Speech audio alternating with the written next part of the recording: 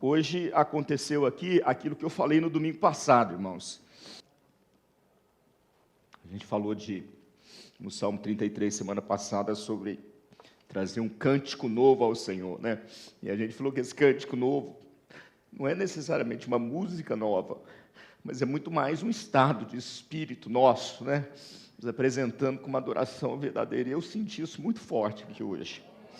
Senti isso muito forte, estou sentindo até agora. Deus é maravilhoso, Deus é gracioso para conosco, que coisa linda. Coisa linda. Não perca nunca uma oportunidade como essa de estar reunido com a igreja do Senhor, poder adorar ao Senhor. Ele é digno, Ele é real, Ele é verdadeiro. Oh, Deus. Amém, irmãos. Abra sua Bíblia no livro de Atos, capítulo 1. Nós vamos iniciar hoje uma série sobre o Espírito Santo. E hoje eu quero trazer uma palavra de introdução para essa série sobre a doutrina do Espírito Santo. E eu vou usar os textos, ou o texto de Atos, capítulo 1, e os 4 versículos, obrigado, e os 4 primeiros versículos do capítulo 2. Escrevi o primeiro livro ao Teófilo, relatando todas as coisas que Jesus começou a fazer e a ensinar, até o dia em que foi elevado às alturas, depois de haver dado mandamentos por meio do Espírito Santo aos apóstolos que tinha escolhido. Depois de ter padecido, Jesus se apresentou vivo aos seus apóstolos, com muitas provas incontestáveis, aparecendo-lhes durante 40 dias, e falando coisas relacionadas com o reino de Deus. E comendo com eles, deu-lhes esta ordem: não se afastem de Jerusalém, mas esperem a promessa do Pai, a qual vocês ouviram de mim. Porque João, na verdade, batizou com água, mas vocês serão batizados como Espírito Santo. Está escrito como? Com o Espírito Santo, dentro de poucos dias. Então, os que estavam reunidos com Jesus lhe perguntaram: será este o tempo em que o Senhor irá restaurar o reino de Israel? Jesus respondeu: não cabe a vocês conhecer tempos ou épocas que o Pai fixou pela sua própria autoridade, mas vocês receberão poder ao descer sobre vocês o Espírito Santo, e serão minhas testemunhas em Jerusalém, como em toda a Judéia e Samaria, e até os confins da terra. Depois de ter dito isso, Jesus foi elevado às alturas, à vista deles, e uma nuvem encobriu dos seus olhos. E estando eles com os olhos fixos no céu, enquanto Jesus subia, eis que 2 homens vestidos de branco se puseram ao lado deles. E eu estou chorando também. E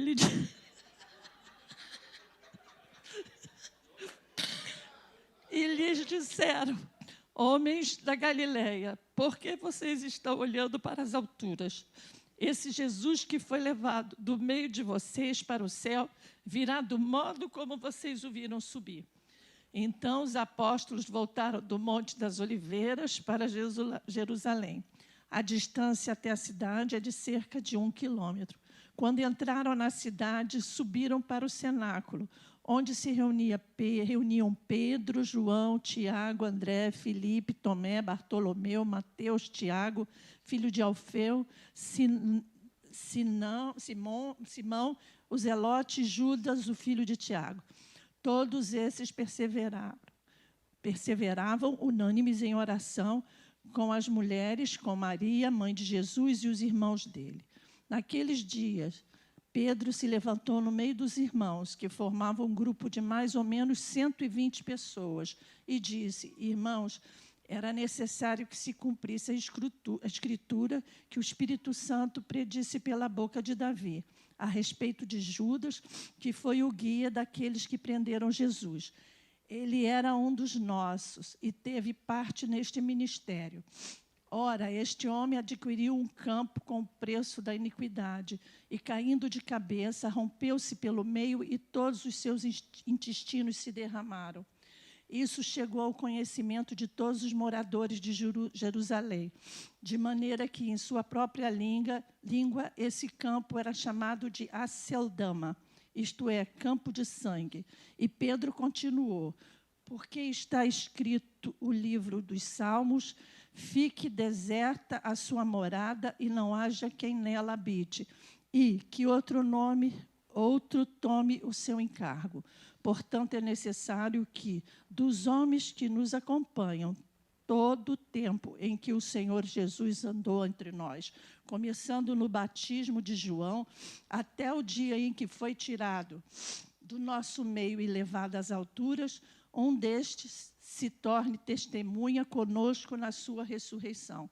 Então propuseram os dois, José, chamado Barsabás, e também conhecido como Justo, e Matias. E orando disseram: Tu, Senhor, que conheces o coração de todos, revela-nos qual dos dois escolheste para preencher a vaga neste ministério e apostolado, do qual Judas se desviou, indo para o seu próprio lugar. Depois fizeram um sorteio, e a sorte caiu sobre Matias, que foi acrescentado ao grupo dos 11 apóstolos. Tem mais? Agora é o 2. Ao cumprir-se o dia de Pentecostes, estavam todos reunidos no mesmo lugar. De repente, veio do céu um som como de um vento impetuoso e encheu toda a casa onde estavam sentados. E apareceram distribuídas entre eles línguas como de fogo, as quais pousaram sobre cada um deles. Todos ficaram cheios do Espírito Santo e começaram a falar em outras línguas, segundo o Espírito lhe concedia que falasse. Até aí, minha irmã, até aí. Tá bom. Muito obrigado, Soninha. Pode sentar. Salva de palmas para a Soninha. Obrigado. Vamos orar mais uma vez, queridos. Pai, nós estamos diante do Senhor agora, com temor e tremor, porque acabamos de ler a Tua palavra, ó Deus, que é alimento, Senhor, para a nossa alma, para o nosso espírito, para a nossa vida, Senhor. Fala conosco agora, ó Deus, e que cada um seja edificado, ó Pai, seja instruído, ó Pai. Ó Deus, seja impactado com a Tua palavra, não com as minhas palavras, mas com a palavra do Senhor, ó Pai. Dá-nos o entendimento que necessitamos, ó Pai, dá-nos o discernimento que necessitamos, ó Pai. Ó Deus, que o Teu Espírito Santo tenha plena, total liberdade e controle de tudo o que vai acontecer agora, no momento da exposição da Tua palavra. Deus, obrigado, Senhor, por assumir o controle da nossa vida, obrigado por assumir o controle dessa igreja, obrigado por assumir o controle deste culto, ó Pai. Ó Deus, que, de fato, o Senhor seja adorado, hoje e para todo sempre, em nome de Jesus, amém. Durante a história, parece-me que houve uma certa negligência com a doutrina do Espírito Santo. A doutrina do Espírito Santo. E aí, se você parar e pensar, por mais que os mais tradicionais, eles não negam a presença do Espírito Santo, o poder do Espírito Santo, o fruto do Espírito Santo, durante muito tempo na história da igreja falou-se muito pouco sobre o Espírito Santo. Por exemplo, no último batismo, não o de ontem, depois eu vou falar sobre o de ontem, que nós fizemos aqui na igreja, eu fiz diferente, eu pedi para que os irmãos que seriam batizados lessem o credo apostólico, que é uma confissão de fé da igreja desde os dias das mais antigas. E se você parar e perceber, ali mesmo já se fala pouco do Espírito Santo, apesar de ter se vivido tanto no poder do Espírito Santo. Me refiro aos apóstolos e os primeiros discípulos dos apóstolos, porque quando fala de Jesus Cristo, crê em Jesus Cristo, né? E aí vai explicar um pouco da história de Jesus, algumas coisas muito importantes. Depois ele vai falar sobre crer em Deus Filho, né? Vai falar que ele foi gerado da Virgem Maria, e vai explicar, e quando chega no Espírito Santo, fala, creio no Espírito Santo. Ponto. Não há nenhuma explicação mais, e segue o credo apostólico ali falando. João Calvino, o grande pensador, reformador, exegeta da época da Reforma Protestante, ele escreveu uma obra de 4 livros chamado Institutas. São as Institutas da religião cristã. É um livro dificílimo de ler, por causa do estilo, e a tradução em português não ajuda em absolutamente nada, extremamente complexo, mas ele, baseado exatamente no credo apostólico, o primeiro livro ele vai falar sobre Deus Pai, no segundo livro ele vai falar sobre Deus Filho, e no terceiro livro ele vai falar sobre o Deus Espírito Santo, e essa passa a ser uma das maiores obras dentro da história da igreja de até então, falando sobre o poder do Espírito Santo, sobre a obra do Espírito Santo e a importância do Espírito Santo na vida do crente, na vida da igreja. O seu livro, o 4º livro, só a título de curiosidade, é sobre a igreja, propriamente dito. E a partir disso, já no século XVII, começa um movimento de avivamento, onde alguns segmentos da fé cristã busca mais as experiências místicas, emocionais, passam a buscar muito mais a questão da experiência mesmo com Deus do que o conhecimento, o conhecimento intelectual das Escrituras.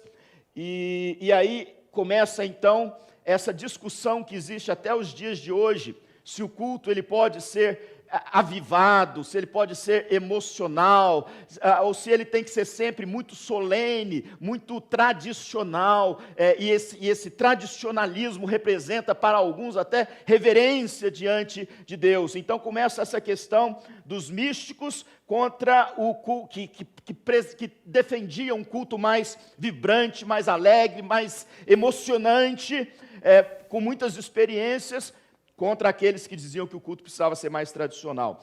Mais para frente vai surgir as expressões que nós conhecemos hoje, mais precisamente, a questão dos pentecostais e dos tradicionais. Igrejas históricas, reformadas principalmente, são mais conhecidas, e até então isso era muito evidente como igrejas tradicionalíssimas, né? Eu me lembro de pessoas, de amigos e amigas católicos, que diziam que não tinham nenhum problema com a igreja presbiteriana, porque o culto presbiteriano era muito parecido com a missa católica.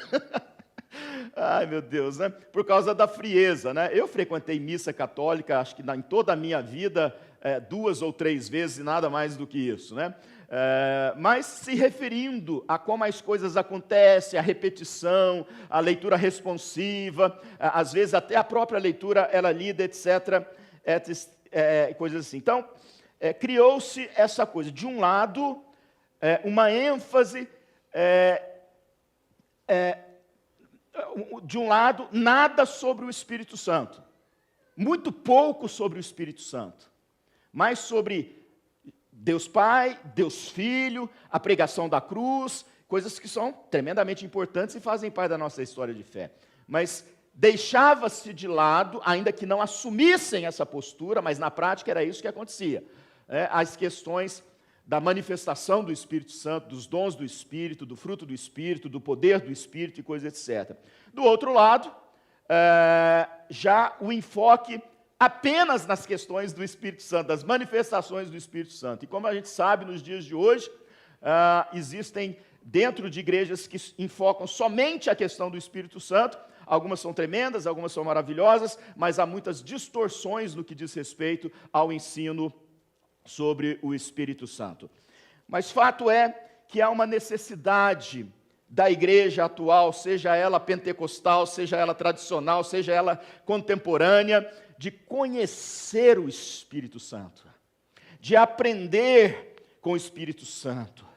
Há uma necessidade de não termos apenas o Espírito Santo habitando em nós, porque a palavra de Deus diz que Ele habita em nós, não sabeis vós que sois templos do Espírito Santo, mas uma necessidade gritante que a Bíblia coloca diante de nós, de sermos cheios do Espírito Santo, plenos do Espírito Santo, para sermos guiados pelo Espírito Santo. Então essa é a necessidade, e exatamente por causa dessa necessidade, que eu decidi caminhar sobre esse assunto para que nós possamos ser crentes cheios do Espírito, uma igreja cheia do Espírito, uma igreja e crentes e pessoas guiados pelo Espírito Santo de Deus. E eu vejo isso, irmãos, no dia de hoje, e aqui eu não estou falando de tradicionalismo ou de pentecostalismo, eu estou falando simplesmente de que a terceira pessoa da Trindade, o Espírito Santo, ele é real, ele está vivo, ele veio para ficar definitivamente conosco, e nós precisamos entender isso e recebê-lo na nossa vida, não como simples templos, mas como aquele que dirige a nossa vida, que age na nossa vida, que muda a nossa vida, que muda o nosso pensamento, que faz a gente viver de acordo com a vontade de Deus e não de acordo com a nossa vontade. Essa é a igreja que eu creio agrada a Deus. E é essa a igreja que nós precisamos ser. Esse é o crente que nós precisamos ser. O livro de Atos dos Apóstolos, alguns já disseram que poderia ser chamado de Atos do Espírito Santo, porque aqui há uma manifestação plena, visível, da ação do Espírito Santo em todas as suas páginas. Ele é a continuação do Evangelho de Lucas. Lucas escreveu o Evangelho e escreveu também o livro de Atos dos Apóstolos. É o relato do que Cristo começou a fazer e a ensinar, como a igreja é o corpo de Cristo na terra. Mesmo tendo Jesus partido para o céu, é a doutrina da ascensão, ele foi assunto aos céus depois da sua morte e ressurreição, mas ele continua exercendo esse ministério. O ministério de Jesus, ele foi pleno, completo, a obra dele foi plena e completa, mas o fato dele ter sido assunto aos céus e de ele estar nos céus, não significa que ele não faz mais nada. Ele faz, a obra de Jesus continua sendo feita hoje aqui na terra, mesmo sem a presença física dele, mas é feita pela sua igreja, movida, conduzida no poder do Espírito Santo, que veio assim que ele foi, e assim que a obra de Cristo continua. Eu queria que você olhasse comigo novamente para os 3 primeiros versículos. Então a gente precisa entender alguns princípios, alguns conceitos. Presta atenção, irmãos. Eu estou conclamando vocês para usar a mente agora, para usar a razão, para a gente entender as Escrituras, para a gente aprender com as Escrituras. E depois nós vamos explicar, desafiar você e a sua vida a partir desses ensinamentos. Então a primeira coisa nós precisamos entender é a questão da ressurreição de Cristo, como algo que de fato aconteceu, é incontestável, e nós não podemos nos esquecer disso. Os 3 primeiros versículos estão falando sobre isso, né? Em primeiro lugar, olha só o que ele está dizendo aí. Escrevi o primeiro livro, ó Teófilo, relatando todas as coisas que Jesus começou a fazer e a ensinar, até o dia em que ele foi elevado às alturas, depois de haver dado mandamentos por meio do Espírito Santo aos apóstolos que tinha escolhido. Depois de ter padecido, Jesus se apresentou vivo a seus apóstolos com muitas provas incontestáveis, aparecendo-lhes durante 40 dias e falando das coisas relacionadas com o reino de Deus. A primeira coisa que nós vamos afirmar aqui, baseado nessa manifestação de Jesus aos seus apóstolos, é isso que eu acabei de falar, que o ministério de Cristo não se encerrou, ele continua. A obra salvífica está completa, mas esse ministério continua sendo realizado e se realiza através de mim, de você, da sua igreja. Antes de Jesus encerrar o seu ministério pessoal aqui na terra, ele tomou providências para que ele continuasse ainda na terra, mas agora por meio dos seus apóstolos, mas a partir do céu, movidos pelo poder do Espírito Santo. Outra coisa que nós precisamos afirmar a partir desses 3 versículos é exatamente essa verdade que nós afirmamos todos os cultos, nós celebramos na Páscoa, que Cristo vive, Jesus está vivo. Jesus está nesse exato momento olhando para a sua igreja, caminhando no meio da sua igreja, passeando no meio da sua igreja. É isso que está dizendo aqui, olha, com muitas provas incontestáveis. A doutrina da ressurreição, ela é absolutamente necessária para a nossa compreensão da fé e para a compreensão da doutrina do Espírito Santo. Então não pode haver dúvida. Se você duvidar da ressurreição, você não vai entender o papel do Espírito Santo, tampouco você vai poder crer no Espírito Santo. Porque Jesus precisou morrer para restaurar a nossa comunhão com o Pai, mas ele não podia ficar morto, porque ele é Deus, então Deus o ressuscita, ele sobe aos céus e ele envia o Espírito Santo. Então não tem Espírito Santo sem o Cristo vivo, ressurreto, reinando nas nossas vidas, em todas as coisas. Então vem a questão da ressurreição. E ele vai falar também, versículo 3, falando sobre as coisas, aparecendo durante 40 dias e falando das coisas relacionadas com o reino de quem? Com o reino de Deus. E que reino é esse que Jesus fala? Nós precisamos entender que havia uma expectativa nos judeus de que o reino seria físico, ou seja, que o Messias chegaria, ia morar em Jerusalém, assumir o trono, e depois de tanto tempo, esse reino físico aconteceria na terra. Mas não era essa a perspectiva. Quando Jesus vai falar do reino, ele está falando de um reino espiritual. Se o judeu pensava que esse reino, ele era físico, Jesus vai falar de um reino que é espiritual e que acontece no coração das pessoas. Se os judeus vão falar que esse reino, ele está fechado, determinado, porque faz parte dele apenas os judeus, Jesus vai falar que esse reino é muito maior do que isso, ele está aberto. Se os judeus vão pensar que o reino, ele é temporário e ele acontece aqui dentro da jurisdição dos judeus, Jesus vai falar que ele é internacional e que ele não está pronto e acabado, mas ele vai acontecendo progressivamente, e todas as vezes que alguém ouve o evangelho do Senhor Jesus e crê nele e o confessa como seu Senhor e Salvador, o reino está em expansão. O reino está em expansão. Então, meus queridos irmãos, esses 3 primeiros versículos estão nos falando de um Cristo que continua a sua obra, mesmo depois de ter sido assunto aos céus, mas ele faz através da sua igreja, no poder do Espírito Santo. Esse texto vem chamar a nossa atenção de que nós não podemos duvidar, e todas as vezes que nós falamos com Jesus, entender que ele está vivo, que ele é real e que ele reina sobre todas as coisas. E em terceiro lugar, ele vem nos chamar a atenção para esse reino no qual estamos inseridos, porque Deus nos colocou nesse reino. Você faz parte do reino, eu faço parte do reino, todos nós que cremos em Jesus fazemos parte desse reino, que é o reino espiritual. Agora eu quero chamar a sua atenção para o versículo 4. O versículo 4 vai dizer o seguinte: e comendo com eles, Deus deu-lhes esta ordem: não se afastem de Jerusalém, mas esperem a promessa do Pai. Olha que coisa maravilhosa. Aqui é o Jesus ressurreto que está falando. É o Jesus que ressuscitou e que apareceu aos discípulos e a outras pessoas. Ele está falando agora, conversando, instruindo, né? Então, o que esse versículo 4 coloca diante de nós? A primeira coisa, está falando de uma promessa do Pai.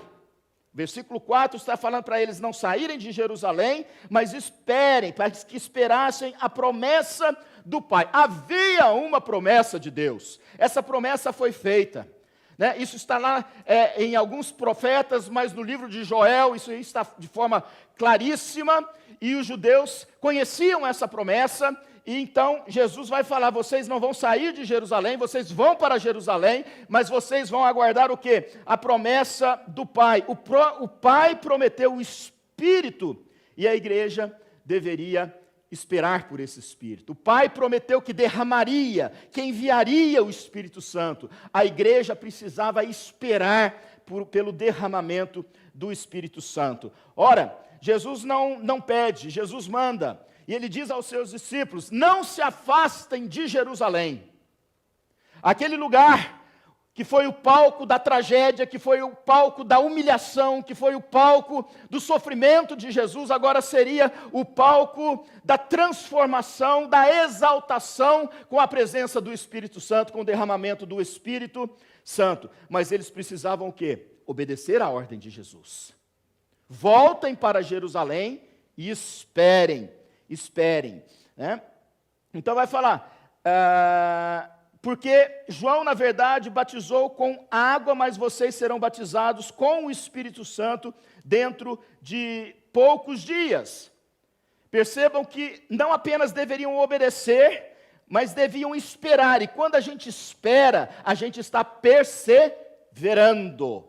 Então, Deus faz uma promessa, a gente espera, mas a gente tem que perseverar, e a gente tem que viver essa expectativa, né? Lucas vai falar isso no final do seu evangelho, né? Da questão do poder de Deus, do poder de Deus. Então, esperar pela manifestação desse poder, que vem pelo derramamento do Espírito Santo, devia ter uma expectativa grandiosa no coração daqueles discípulos. Então eles deveriam obedecer, eles deveriam perseverar, e eles deveriam esperar com toda a expectativa, desejar o derramamento do Espírito Santo, desejar a presença do Espírito Santo.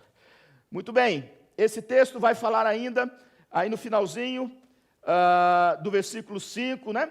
Porque João, na verdade, batizou com água, mas vocês serão batizados com o Espírito Santo dentro de poucos dias. Bom, deixa eu passar rapidamente, porque nós vamos tratar disso em outras pregações, tá certo?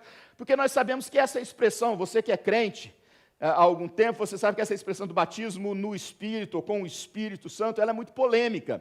Alguns entendem isso como sendo uma segunda bênção que o crente recebe. Outros entendem que é uma segunda bênção, e não obstante ser uma segunda bênção, a manifestação visível, plausível do batismo, a prova do batismo com o Espírito Santo é o falar em línguas estranhas, né? Mas há aqueles que entendem que não.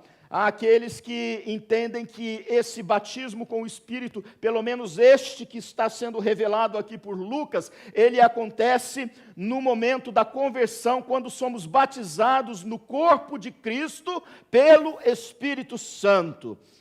Então nós podemos dizer o seguinte, que embora o Espírito já estivesse agindo antes do Pentecostes, antes do dia em que ele foi derramado, no capítulo 2, como lemos, sua dispensação plena começa ali, pois só quando Cristo foi glorificado é que o Espírito Santo foi derramado para estar para sempre com a igreja. Só depois que Jesus é glorificado. Isso não significa que o Espírito Santo não agiu antes. Aliás, se você olhar para João, capítulo 20, versículo 20, Jesus vai, falando com os seus discípulos, ele vai dizer, recebeis o Espírito Santo, e sopra o Espírito Santo. Então, eles tinham o Espírito Santo, mas o Espírito Santo não tinha sido derramado conforme prometido por Deus, para vir, encher e ficar de forma definitiva até o último dia, quando todos subiremos para a glória de Deus Pai. Então, o que Lucas está falando e se referindo com esse batismo com o Espírito Santo? Presta atenção. Eu estou dizendo o que ele está falando sobre o batismo com o Espírito Santo. Eu não estou ainda falando o que é o batismo com o Espírito Santo, como eu disse, isso aí é mais para frente, tá certo? Mas nesse texto, a ideia é da vinda definitiva do Espírito para habitar na igreja e também para capacitar, encher a igreja, os discípulos de Jesus, de poder para testemunhar o Evangelho. O texto está falando que o Espírito Santo, ao ser derramado, ele traz para a vida do crente que o recebe um poder. Esse é o poder de Deus. É o poder, mas esse poder não é um poder para fazer coisas extraordinárias. Esse poder a que se refere, Lucas, aqui, é o poder para capacitar os crentes, a sua igreja, para testemunhar. Vocês estão entendendo isso? Então, é um poder para testemunhar. Então, quando nós pensamos no poder que o Espírito Santo nos dá, o poder que o Espírito Santo nos dá, nós precisamos imediatamente pensar o quê? Em missão. Espírito Santo dentro de nós nos capacita para termos uma visão missionária e uma atuação missionária. Por isso que o texto diz, e serei minhas testemunhas, tanto em Jerusalém, como em toda a Judéia, Samaria e até os confins da terra.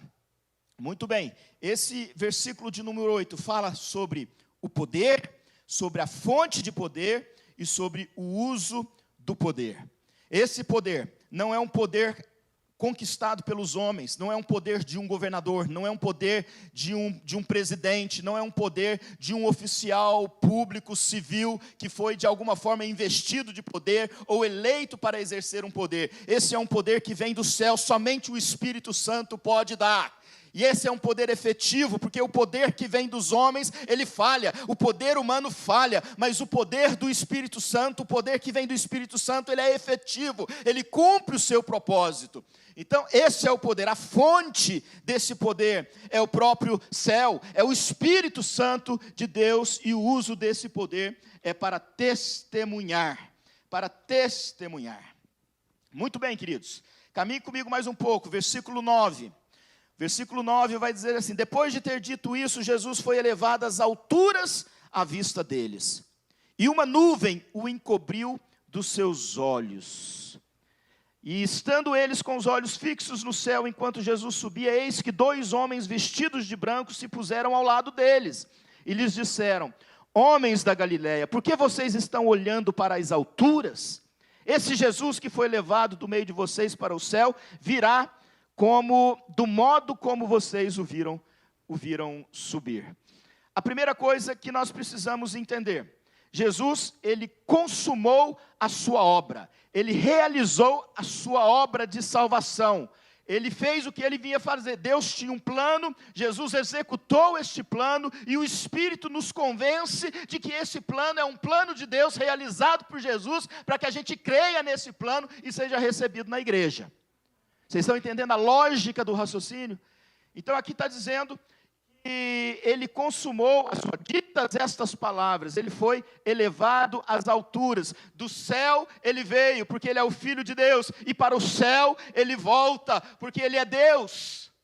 Do céu ele veio para manifestar a sua glória, mas se vestir de humildade, experimentar o sofrimento, experimentar a humilhação, se entregar naquela cruz para a nossa remissão, para o nosso pecado. E quando diz que ele foi assunto aos céus, ou que ele ascendeu aos céus, ele volta para os céus, ele foi elevado à altura. O apóstolo Paulo, em Filipenses, ele vai falar sobre esse momento, e olha que coisa linda que ele diz lá em Filipenses capítulo 2, versículos 9 a 11, pelo que também Deus o exaltou sobremaneira, Jesus o exaltou sobremaneira, e lhe deu o nome que está acima de todo nome, para que ao nome de Jesus se dobre todo joelho, nos céus, na terra e debaixo da terra, e toda língua confesse que Jesus é Senhor, para a glória de Deus. Aleluia!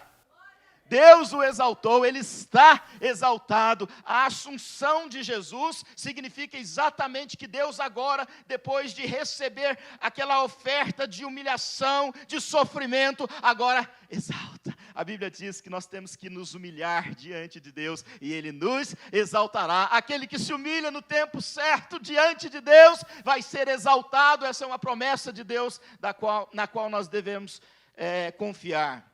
E o texto ainda fala sobre a volta de Jesus. A volta de Jesus. Presta atenção, irmãos. Tudo isso, se a gente não crê nisso, a gente não experimenta o Espírito Santo. Da mesma forma, disseram aqueles homens: varões galileus, por que estáis espantados aí? Da mesma forma que vocês viram Jesus subindo, vocês o virão vindo de volta. Então, ele anuncia aqui a segunda vinda de Jesus à terra. A primeira, para viver o seu ministério, para cumprir a sua missão, e a segunda, para voltar e de forma definitiva, pegar a sua igreja e levar a sua igreja para a glória. Quantos creem nisso, irmãos? Amém? Você espera, você canta Maranata, vem Senhor Jesus? Aleluia! Isso é a essência da nossa fé.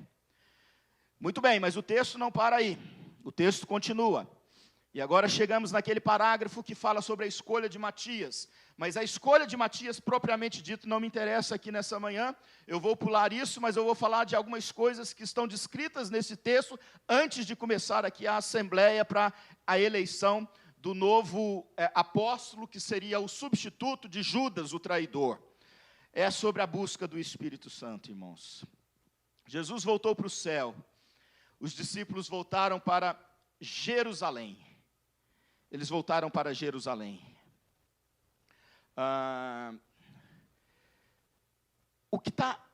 o que tem de mais importante dentre as coisas que nós poderíamos mencionar aqui é o que eles estavam fazendo em Jerusalém. Olha o versículo 14. Aliás, vamos ler a partir do 13. Quando entraram na cidade, subiram para o cenáculo, onde se reuniam Pedro, João, Tiago, André, Filipe, Tomé, Bartolomeu, Mateus, Tiago, filho de Alfeu, Simão, o Zelote e Judas de Tiago. Em oração. Todos eles perseveravam unânimes em oração. Não apenas os 11, porque aqui Matias não estava ainda, mas também com as mulheres, com Maria, mãe de Jesus, e com os irmãos.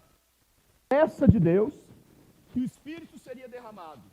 Existia agora uma ordem de Jesus: vocês vão para Jerusalém, não saiam de Jerusalém, esperem pelo cumprimento da promessa.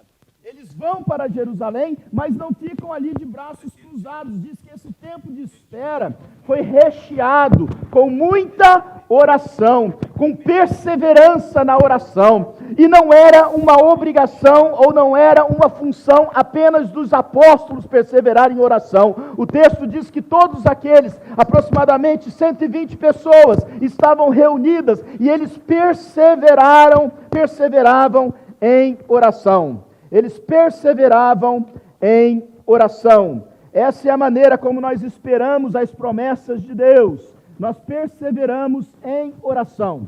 Até que chega, então, o capítulo 2. Chega o capítulo 2.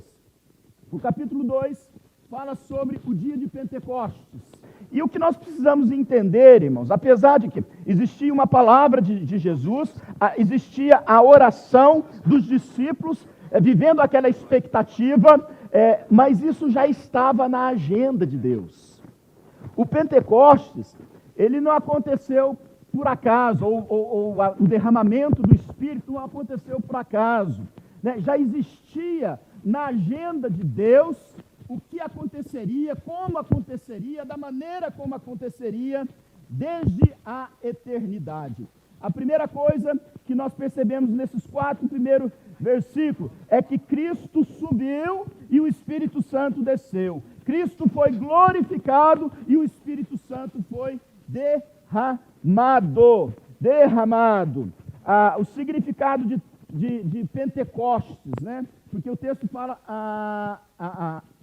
ao cumprir-se o dia de Pentecostes. Essa palavra significa o 50º dia após o sábado da Páscoa.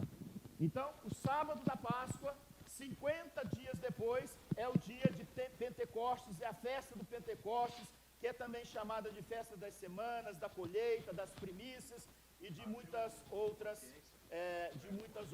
formas, né?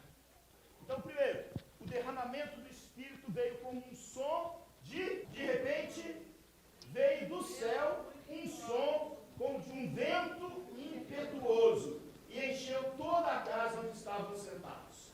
Então eles estavam ali perseverando em oração, porque Jesus tinha dito, e de repente veio do céu um som como de um vento. Não necessariamente um vento, mas um som que remete ao vento. Alguns dizem que o vento encheu a casa, ou seja, que as pessoas sentiram o vento soprando. Mas, na verdade, o texto está falando que havia um som como de um vento, ou som de um vento. Aliás, a palavra que está aqui para explicar isso, ela é citada em outras partes da Bíblia como bramido do mar. Ou seja, o mar agitado, as ondas agitadas, e quem agita o mar nada mais, nada menos do que um vento forte que bate nas suas ondas. Então se ouviu esse barulho, mas é interessante a gente falar, o som como um bramido do mar. Algo físico de fato aconteceu para que pudesse chamar a atenção das pessoas e para que as pessoas pudessem então ouvir a pregação do evangelho que seria feito. Então houve sim uma manifestação extraordinária, algo que não se tinha experimentado antes. Ouviu-se então aquele som, as pessoas foram alertadas e o vento faz muito sentido, porque o vento vai para onde ele quer, o vento sopra aonde ele quer soprar. Nós não podemos controlar o vento, mas o vento ele é independente, E a Bíblia vai dizer que o vento sopra onde quer, e assim é todo aquele que é nascido do Espírito. O vento, ele é autônomo. O Espírito Santo, muitas vezes, é comparado na Bíblia ao vento. O vento que é livre, o vento que nos conduz para onde ele quer, o vento que vai nos dar a direção, o vento que vai mostrar para onde nós devemos ir e para onde nós não devemos ir. Então se manifesta assim, dessa maneira, o Espírito Santo, e o texto continua falando que ele vem também como línguas, e apareceram distribuídas entre eles línguas como de fogo. Línguas como de fogo. Irmãos, presta atenção. Não apareceu fogo, assim como não teve vento. Remetem para isso. Não pegou fogo no lugar, no cenáculo onde eles estavam. Não fogo físico, mas o fogo espiritual sim. Né? Porque também o Espírito Santo é chamado, é associado, a pessoa dele é associada ao fogo que queime. Lembre-se que quando Moisés foi chamado, e ele vai então ter um encontro com o Senhor, e esse encontro, ele não vê o Senhor, mas ele vê o quê? Uma planta, uma sarça, que queimava fogo, mas que não se consumia. Então, por isso que a gente fala, irmãos, a igreja é a igreja do fogo. Hoje nós queremos o louvor do fogo, porque nós associamos, porque a Bíblia associa o agir de Deus, o agir do Espírito Santo, exatamente com o fogo. E então vem o derramamento do Espírito, que traz uma experiência pessoal de enchimento do Espírito Santo. O versículo 4 fala exatamente: todos ficaram cheios do Espírito Santo e começaram a falar em outras línguas, segundo o Espírito lhes concedia que falassem. Interessante, no versículo 3, termina dizendo que foi sobre cada um deles, né? Vocês prestaram atenção nisso? Eram 120. E o dom do Espírito, o batismo com o Espírito, e então vem as línguas sobre cada um deles. Não foi sobre uma língua ou uma imagem de língua como de fogo em cima do lugar.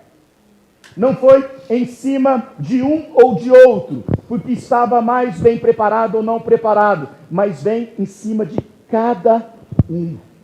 A bênção do Espírito Santo, a plenitude do Espírito Santo.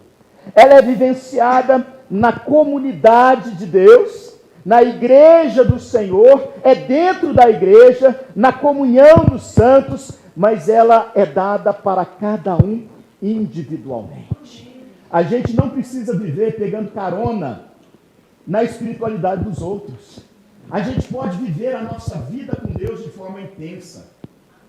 Eu não preciso ficar dependendo do ministério de louvor estar cheio do Espírito Santo para que eu esteja cheio do Espírito Santo. Ou pelo menos ele ministra, eu preciso estar cheio do Espírito Santo junto com o ministério de louvor. Essa é a proposta de Deus, é para todos nós andarmos cheios do Espírito Santo. É uma experiência pessoal. Então nós entendemos que Jesus veio, cumpriu a sua missão, morreu, ressuscitou, ensinou os apóstolos, os seus discípulos, subiu ao céu. Ele disse: é bom que eu vá, e quando eu for, eu lhes enviarei o Espírito Santo. Ele foi. Jesus sobe, o Espírito Santo desce. Agora, ele não vem apenas para realizar uma obra e voltar, ele vem para ficar de forma definitivamente. Assim como Deus prometeu, Deus cumpriu. Assim como os discípulos esperaram, aconteceu da maneira como deveria acontecer. E o Espírito Santo foi derramado. Nós, hoje, vivemos nessa época em que a presença de Deus na nossa vida, na nossa casa, na nossa igreja, se dá com a presença do Espírito Santo de Deus. Do Espírito Santo de Deus. Nós precisamos entender isso. E é claro, irmãos, eu não quero entrar aqui num assunto complexo, que talvez você não tenha entendido muito bem, nem eu, mas eu creio, porque está revelado na Bíblia, porque é a questão da Trindade. Não existe Espírito Santo sozinho sem Deus, não existe Espírito Santo sozinho sem o Pai ou sem o Filho, Mas essa é a era do Espírito Santo. Nós estamos no tempo da graça que nos foi concedida em Cristo Jesus, e para nos apropriarmos dessa graça, o Espírito Santo é quem age em nós. Para fazermos com que pessoas creiam como nós estamos crendo, nós precisamos do Espírito Santo. Ninguém pode se converter se não for pelo poder do Espírito Santo. Então, primeiro, de tudo que nós falamos, quais as lições e aplicações? Primeiro, Jesus, a quem confessamos ser nosso Senhor e Salvador, Ele vive eternamente. Presta atenção, Jesus não nos deixou um legado. Nós falamos muito sobre legado, que nós queremos deixar um legado para os nossos filhos, que nós queremos deixar um legado para as outras gerações. Ele simplesmente não nos deixou um legado pelo fato de que Ele não nos deixou. Jesus não nos deixou. Ele vive eternamente. Ele continua conosco por meio do Espírito Santo. Ele nunca nos abandona. Jesus continua conosco por meio do Espírito Santo. Ele continua agindo por meio do Espírito Santo. Ele nos consola por meio do Espírito Santo. Ele caminha conosco por meio do Espírito Santo. Ele nunca nos abandona. Em segundo lugar, o Deus de promessas, presta atenção nisso, nunca deixa de cumprir aquilo que Ele prometeu. Eu sei que muitos aqui têm promessas de Deus. Eu sei que muitos aqui estão esperando o cumprimento dessas promessas. Deixa eu falar para você, esse Deus nunca deixa de cumprir aquilo que Ele prometeu. Nós estamos diante de um exemplo, de um texto, um exemplo disso, quando 10 dias após Jesus subir aos céus, o Espírito Santo foi derramado para ficar com a sua igreja para sempre. Isso vem nos ensinar de que a palavra de Deus é fiel, de que Ele nunca falha e nunca mente. Então eu quero dizer para você, não deixe as promessas do Senhor cair por terra. Creia nas promessas de Deus. Ele prometeu e enviou o Espírito Santo. A Bíblia está cheia de promessas para a minha vida, para a sua vida. Creia nessas promessas. Fique firme na espera do cumprimento dessas promessas, porque quem fez a promessa é fiel. Terceiro lugar, presta atenção nisso, a forma correta de esperar o cumprimento das promessas de Deus é obedecendo e perseverando em oração. Não existe uma fórmula mágica, meus filhos. Você está esperando uma promessa de Deus?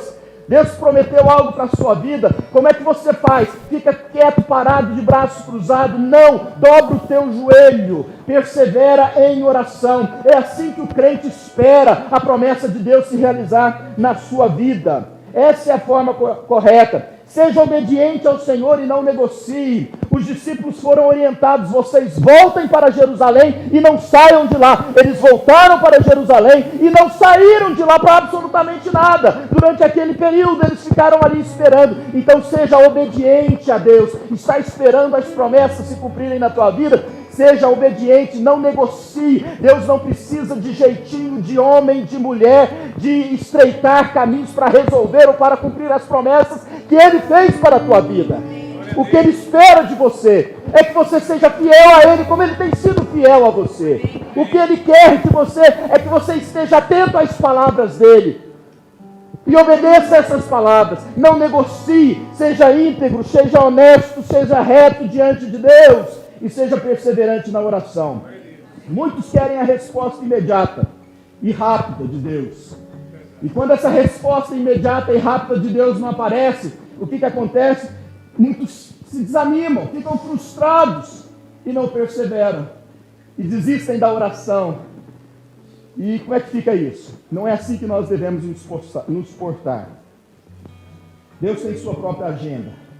Portanto, persevere e ore. Quarto lugar, presta atenção, meus irmãos, que isso é muito importante. O cristão e a igreja nada pode fazer sem o Espírito Santo. Eu não estou falando de algo que eu quero para vocês. Eu não estou falando de algo que a gente precise, no sentido não seria bom. Eu estou falando de uma necessidade que é inegociável. Jesus disse: sem mim nada podeis fazer.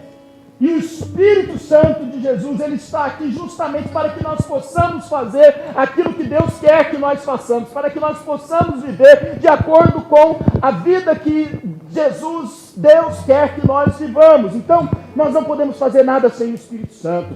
É Ele quem nos capacita em tudo o que Ele mesmo quer para nós. Ele é a fonte do poder espiritual que vem do céu, o poder de Deus. Ninguém se converte sem o agir do Espírito Santo.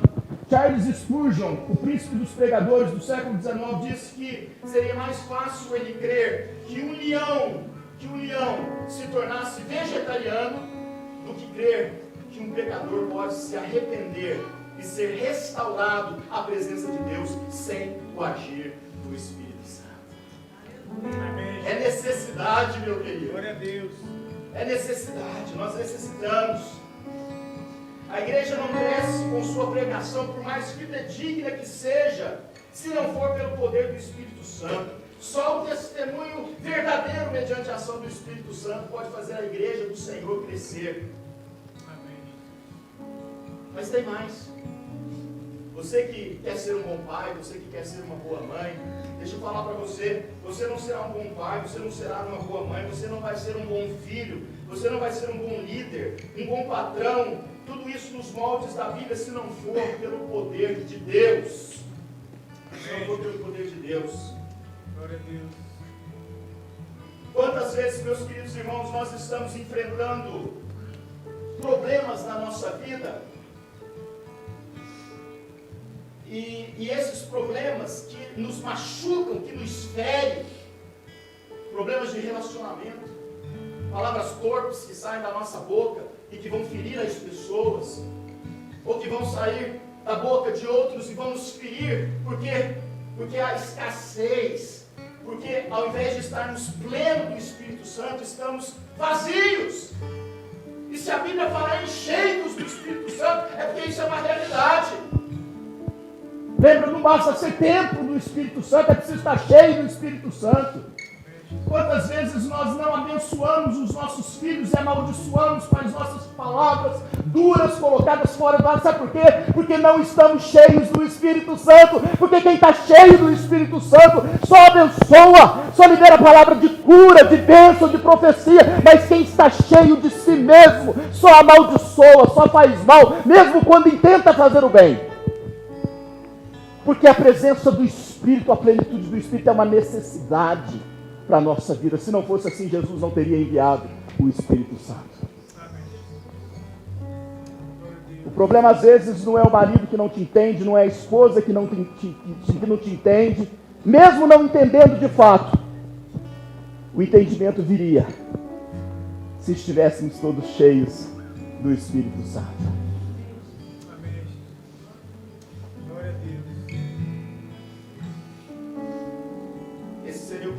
Não nos é suficiente termos o Espírito Santo, mas é necessário estarmos cheios do Espírito Santo. Viver na plenitude do Espírito, cheios do Espírito. Quantas coisas são ditas. Sexto lugar e último. A notícia boa, porque essa pregação é uma pregação de boas novas, irmãos. Não é uma pregação de exortação nem de bronca, não. Essa de boas novas.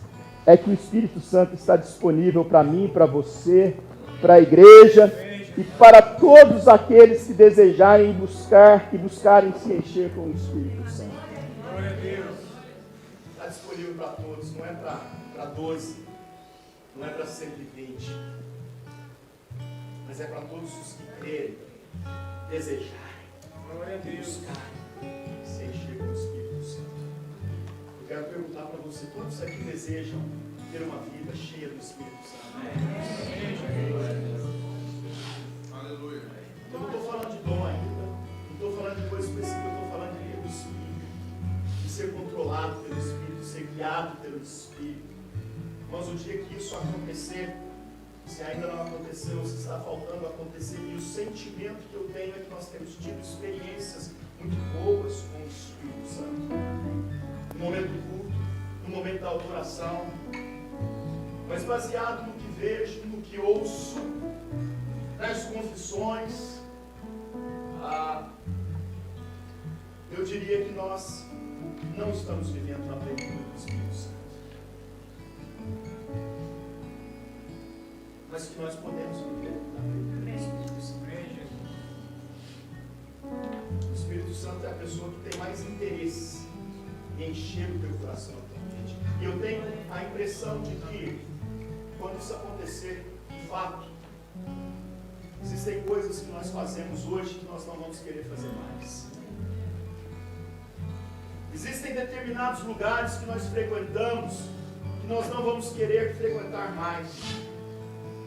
porque o Espírito que habita em nós vai nos constranger, vai falar conosco. Existem misérias dentro da nossa casa que vão ser substituídas por riquezas espirituais e que vai fazer toda a diferença nos nossos relacionamentos. É a plenitude do Espírito, não apenas na minha vida, mas em Toda a minha casa. glória a Deus. Irmãos, às vezes nós queremos lutar e lutamos contra o pecado, porque sabemos que o pecado não é algo bom. Mas se não for pela força e pelo poder do Espírito Santo de Deus, nós estamos fadados ao fracasso na nossa vida espiritual. E quando a tentação se aparecer diante de nós, se não for na força e no poder do Espírito Santo de Deus quando nos enche, nós vamos cair. E é por isso que talvez você esteja pensando, é por isso que eu caí. Deus já te levantou. Eu sei disso, mas caiu. Mas quando nós estamos cheios do Espírito Santo, há o poder de Deus que se levanta em nós para que nós sejamos capazes de resistir. Grupos pequenos, nós temos durante a semana, culto. Você na sua casa, no seu trabalho, onde quer que você esteja, nós estejamos unidos clamando para que Deus possa nos encher. Amém, Espírito Santo. Quantos querem isso, irmãos? Quantos querem fazer parte desse negócio? Quantos querem abraçar esse projeto? Talvez se vocês estejam falando assim, mas o que vai acontecer? O que eu tenho que fazer? Irmãos, por enquanto a gente tem que orar perseverantemente, mas desejando que isso aconteça. Por enquanto a gente tem que falar, não, eu vou obedecer, eu não vou fazer mais isso que eu estou fazendo conscientemente, mesmo sabendo que é errado, eu vou consertar isso. Por enquanto é isso, porque é só isso que nós podemos fazer: obedecer e orar com perseverança. Depois é com ele. Glória a Deus, é com ele. Amém. Como um trovão, impetuoso.